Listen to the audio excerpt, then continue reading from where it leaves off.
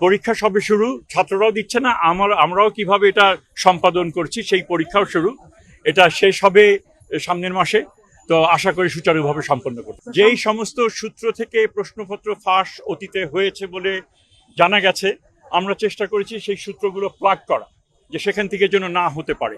তো আশা করি আমরা সাকসেসফুল হব, এবং আজকের আগে আমরা ওই ধরনের কোনো ঘটনা ঘটেনি, এবং এক্ষেত্রে অবশ্যই একটা টপ প্রায়োরিটি এরিয়া হিসেবে আমরা এটাকে দেখেছি এবং কার্যকর একটা প্রয়োজনীয় ব্যবস্থা আমরা গ্রহণ করেছি। না না, আমরা আশা করব যে তারা বিরত থাকবেন, কারণ দেশের মঙ্গল আমরা যেখানেই থাকি না কেন, যে আমাদের রাজনৈতিক অবস্থান হতে পারে বা আমার পছন্দের যে অবস্থান সেটা আমার থাকতে পারে, আমরা প্লিজ, পরীক্ষা এমন একটা বিষয়, এটা অনেক প্রস্তুতির পর নেওয়া হচ্ছে। ছাত্রছাত্রীরা নানান রকমের তাদের মানসিক একটা চাপ এখানে থাকে, প্যারেন্টসদের মানসিক চাপ থাকে, শিক্ষক শিক্ষয়িত্রীদেরও মানসিক চাপ থাকে।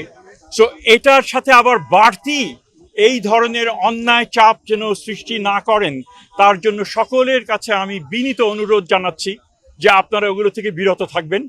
যদি জেনুইন সমস্যা থাকে, অবশ্যই আপনাদের দায়িত্ব সেগুলো সংশ্লিষ্ট কর্তৃপক্ষের কাছে নিয়ে আসা, যাতে তারা যাচাই বাছাই করতে পারেন। কিন্তু আপনি একটা জিনিস পেলেন, সেটা সামাজিক মাধ্যমে ছড়িয়ে দিলেন, এবং সেটার দায়িত্ব অবশ্যই আপনাকে নিতে হবে, এবং এর মাধ্যমে কিন্তু অনেক ক্ষতি হয়ে যায়। সো আমরা যে কোনো শুভবুদ্ধি সম্পন্ন মানুষকে, ব্যক্তিকে, এবং যারা সে সামাজিক মাধ্যম করেন, তাদেরকে আমরা বিশেষভাবে আবেদন করব আপনারা সেগুলো থেকে বিরত থাকেন। সার্বিকভাবে প্রশ্নপত্র ফাঁস সেটা একটা বিষয়, গুজব আরেকটা বিষয় ছিল।